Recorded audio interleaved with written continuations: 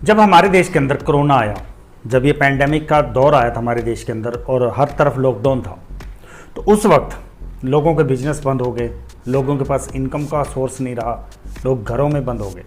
तो उस वक्त एक ऐसा बिजनेस था जिसने लोगों को उनकी इनकम कमाने में बहुत हेल्प किया, सर्वाइव कर पाए लोग उस एक बिजनेस के कारण इस डिफ़िकल्ट टाइम के अंदर। और वो बिजनेस था सब्जी का। जिनके छोटे मोटे बिजनेस थे वो बंद हो चुके थे, तो उनके पास एक ही सोल्यूशन था कि सब्जी बेचो और इनकम कमाओ ताकि घर का गुजारा हो सके। इसको कई लोग तो छोटा बिजनेस मान के चलते हैं, लेकिन कई लोग एक स्ट्रेटजी के साथ चल के इस बिजनेस को करोड़ों का बना देते हैं। ये मार्केट बहुत बड़ी है, मार्केट डेली नीड्स वाली है, हर किसी को ज़रूरत है इसकी। 140 करोड़ की अगर आबादी है तो 140 करोड़ को ज़रूरत है सब्जियों की। मार्केट बड़ी है ना, इतना बड़ा कस्टमर बेस है तो इतनी बड़ी मार्केट है, इसलिए इसके अंदर अपॉर्चुनिटी बड़ी है।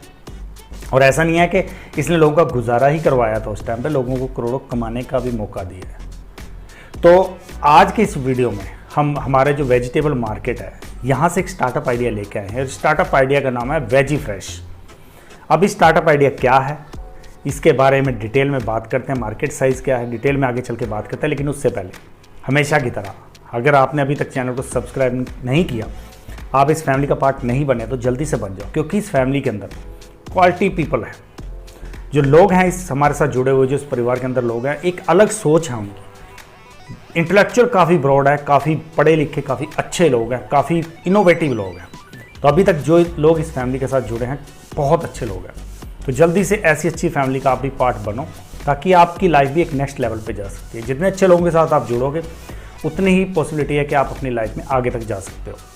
तो ऐसे लोगों के साथ जुड़ना, तो इस फैमिली को आप ज्वाइन कर लो, जल्दी से चैनल को सब्सक्राइब कर लो, वीडियो को लाइक तो आप कर ही दो, क्योंकि इतने अच्छे तो आपको हमें पता है।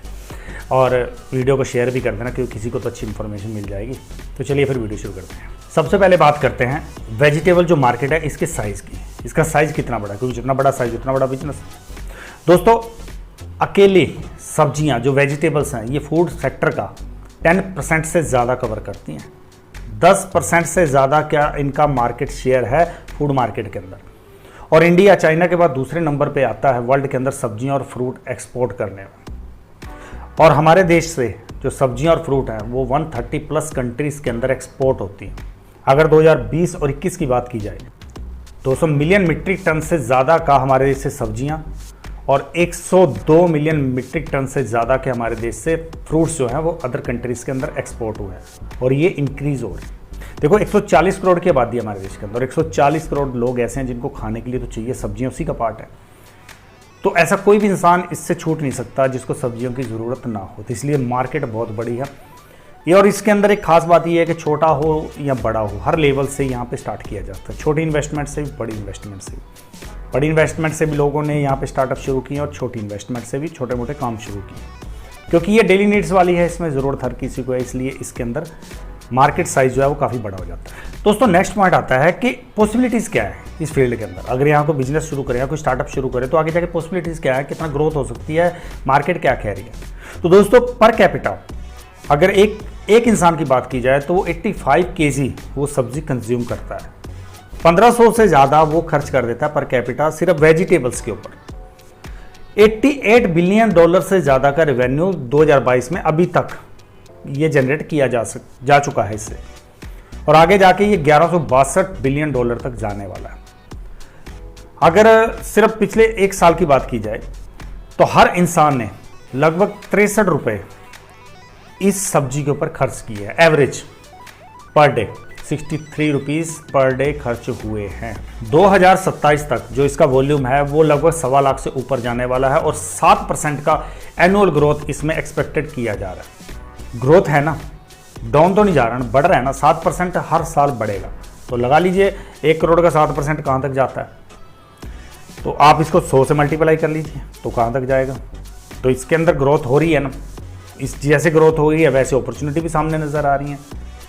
तो इसके अंदर पॉसिबिलिटी जो संभावनाएं हैं वो बहुत ज़्यादा हैं, आगे इसका बेनिफिट मिलेगा। अब नेक्स्ट इंपॉर्टेंट पॉइंट आता है कि इसके अंदर प्रॉब्लम्स क्या है। जितनी प्रॉब्लम सॉल्व करेंगे उतनी ज़्यादा इनकम होगी। तो प्रॉब्लम कौन सी है जो हमें सॉल्व करनी है? सबसे पहली प्रॉब्लम आती है कि इसका जो रेट है, जो किसान से लेके, जो फार्मर है वहाँ से लेके एंड कस्टमर तक, तो लगभग 4-5 गुना बढ़ जाता है। किसान से अगर कोई चीज़ 2 रुपये खरीदी गई है तो मार्केट में जाते जाते 20 से 40-50 रुपये तक पहुँच जाती है। अब वो फार्मर भी सिर्फ एक ही प्रोडक्ट का प्रोड्यूसर है ना, बाकी तो वो कंज्यूमर है, तो उसको भी तो बाकी चीज़ें महंगी लेनी पड़ती हैं। तो यहाँ से लेके जो फार्मर को रेट नहीं मिल रहा और जो एंड कस्टमर है उसको बहुत ज़्यादा रेट देना पड़ रहा है। लेकिन ये बीच का पैसा कहाँ गया? बीच का पैसा अदर पर्सन के पास चला गया। जो एजेंट्स हैं, जो दलाल हैं, वो पूरा पैसा खा रहे हैं। किसान परेशान है कि उसको रेट नहीं मिलता और एंड कस्टमर परेशान है कि उसको बहुत ज़्यादा रेट पे करना पड़ता है। तो ये जो रेट हैं ये सही नहीं है। और दूसरा, यूनिफॉर्मिटी नहीं है रेट्स के अंदर। एक सब्जी वाला उसी सब्जी को 10 की बेचेगा, दूसरा 15 की बेचेगा, चौथा जाके उसको 20 की बेचेगा। हर किसी के अलग रेट। आप इस एरिया से ले लो, आपको 10 रुपये सस्ती मिल जाएगी, अगले एरिया से ले लो 10 रुपये महंगी मिल जाएगी।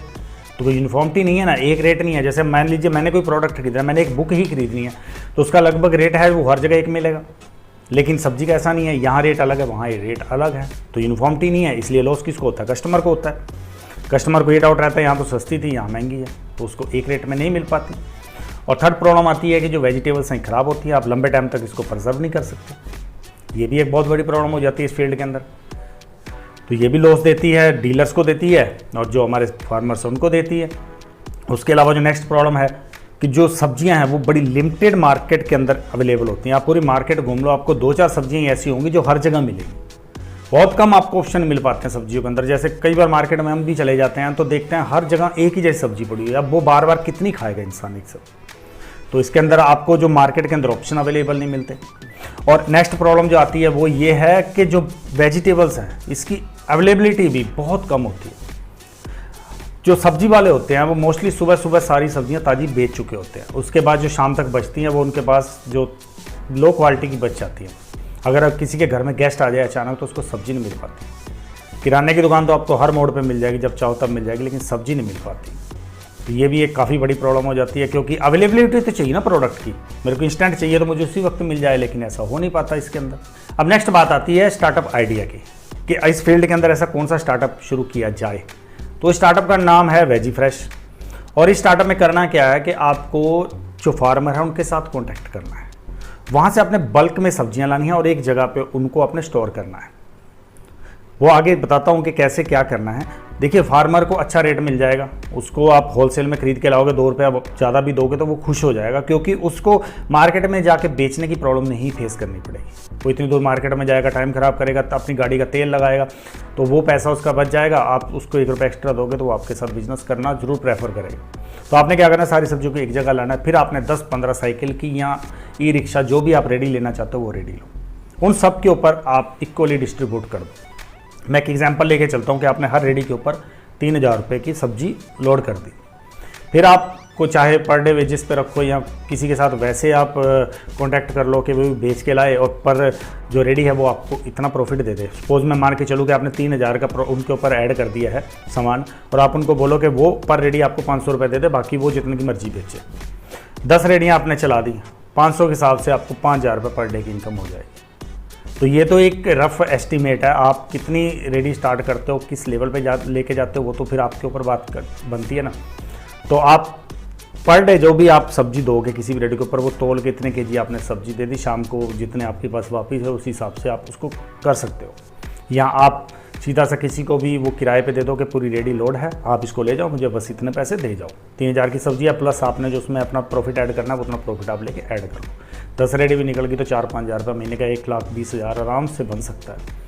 थोड़ी स्ट्रेटजी चाहिए ना। अब मेरे एरिया के अंदर एक सब्जी वाला है, वो एक ही बंदे ने इतने एरिया के अंदर रेडियाँ लगाई हुई। हर रेडी अगर उसको 100 रुपया भी कमा के दे रहे हो, उसने कम से कम 30-40 रेडी लगाई हुई है। तो अगर हर रेडी उसको 100 रुपया भी कमा के दे रही है तो आप लगाओ ना कितनी इनकम ले रहा हो। तो इसलिए स्ट्रैटेजी के साथ चलोगे तो अच्छा आपको इसमें प्रॉफिट मिल जाएगा। और इसमें खास बात यह है कि आपको सारा दिन काम करने की ज़रूरत नहीं है। दिन में 2-4 घंटे काम करो, सुबह एक बार आपने रेडिया काम पे निकाल दी, बस दिन में फ्री हो आप। सुबह 2-3 घंटे चाहिए आपको सारा डिस्ट्रीब्यूट करने के लिए, सामान लेके आओ, उसको डिस्ट्रीब्यूट करो, उसके बाद आप रिलैक्स में जा सकते हो। अब नेक्स्ट इंपॉर्टेंट बात आती है कि इन्वेस्टमेंट कितनी चाहिए। देखो, अगर आप साइकिल की रेडी लेके चलते हो तो एक रेडी आपको 15 से 20 हज़ार रुपये में आराम से मिल जाएगी, अच्छे वाली। तो 1-1.5 लाख में आप 10-12 रेडियाँ ला सकते हो। और अगर आप ई रिक्शा वाली बात करते हो, जो इलेक्ट्रिकल होती हैं, वो कम से कम आपको 1 से 1.25 लाख की पड़ जाएगी, तो उसमें आपको बजट हाई हो जाएगा। तो मैं तो प्रेफर करूँगा कि आप स्टार्टिंग में साइकिल वालियों से स्टार्ट करो, क्योंकि साइकिल वाली गली गली घूम भी लेगी, उसमें फ्यूल भी लगेगा और इन्वेस्टमेंट भी कम होगी। तो अब अगर आप 1-2 लाख में इतनी रेडी ले आते हो तो आपको छोटी सी इन्वेस्टमेंट में एक अच्छा स्टार्टअप शुरू करने का मौका मिल जाएगा। अब नेक्स्ट इंपॉर्टेंट पॉइंट आता है कि इसमें एक्सपेंशन कहाँ तक हो सकता है। देखिए वो बिजनेस ही क्या है जिसके अंदर एक्सपेंशन ना हो।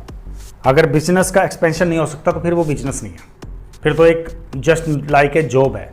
आप दुकान की जॉब कर रहे हो, वही जॉब आप एक बिजनेस की करोगे अगर उसमें एक्सपेंशन नहीं कर सकते। तो एक्सपेंशन करने के लिए क्या करना है कि इन फ्यूचर पहले आप सब्जियों शुरू करो, फिर उसमें अदर प्रोडक्ट ऐड करने शुरू कर दो। सब्जी के साथ क्या चाहिए, मसाले चाहिए, ऑयल चाहिए, इस टाइप के प्रोडक्ट आप ऐड करने शुरू कर सकते हो। फिलहाल आप ऐसे गली गली में बेच के इनको रेडियो को कमा सकते हो। उसके बाद टाइम मिलता है, अगर आपके पास पैसा इकट्ठा होता है तो आप फिजिकल स्टोर खोलने शुरू कर सकते हो। फिजिकल स्टोर में फिलहाल सब्जियां शुरू करो, फिर उसमें आप मसाले ऐड करते जाओ, फिर ग्रोसरी के आइटम ऐड करते जाओ, तो ये बढ़ता ही जाएगा। इसलिए एक्सपेंशन की अपॉर्चुनिटी बहुत ज़्यादा है। फिलहाल छोटे से शुरू करो। वो बात की बात है कि आप एक्सपेंशन कहाँ तक लेके जाते हो, क्या क्या प्रोडक्ट ऐड करते हो, वो तो सेकंड हो जाएगा मैटर। लेकिन फर्स्ट मैटर ये है कि आप उसको शुरू करके छोटे लेवल से ही एक बार आप उसको मार्केट में उतार दो। जब आपका नाम चल जाएगा तब आप स्टोर भी खोलोगे तो वहाँ भी कस्टमर आएगा। आप होम डिलीवरी स्टार्ट कर सकते हो।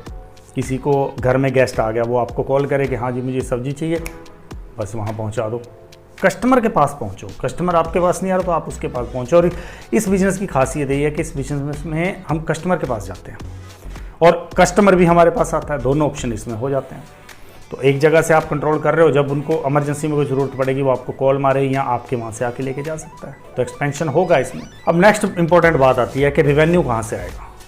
एक रेवेन्यू तो आ गया कि आपने मार्केट के अंदर सब्जियाँ बेची, वहाँ से रेवेन्यू आ गया। दूसरा रेवेन्यू आता है कि आप अपनी जो रेडी है उसको इस हिसाब से मॉडिफाई करवाओ कि उसके ऊपर आप एडवर्टाइजमेंट करवा सको। आप लोकल बिजनेस से कॉन्टैक्ट कर सकते हो।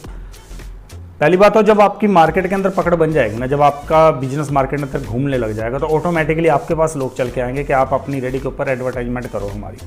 क्योंकि वो एक रेडी न जाने कितने लोगों तक घूम के आए, कितने लोगों को कम बजट में वो उसके बिजनेस के बारे में बता के आएगी, तो उनके बिजनेस की भी रीच बढ़ेगी। तो बेनिफिट उनको भी हो जाएगा क्योंकि कम बजट में उनको पब्लिसिटी मिल जाएगी, प्रमोशन मिल जाएगा।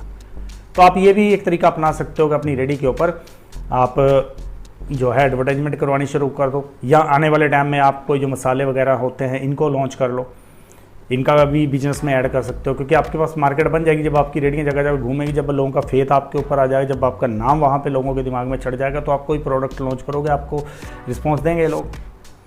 तो आने वाले टाइम में जो है ना वो रेवेन्यू के कई ऑप्शन आपके ऐसे बनते जाएंगे। आप सब्जियां तो बेचोगे ही बेचोगे, उसके बाद एडवर्टाइजमेंट का आएगा, उसके बाद अपना प्रोडक्ट ऐड कर सकते हो, फिजिकल स्टोर खोलोगे वहाँ से आएगा, वहाँ आपके पास डीलर भी आएंगे हमारा प्रोडक्ट रखो। तो रेवेन्यू के बहुत सारे ऑप्शन आपके पास आ जाएंगे इन फ्यूचर।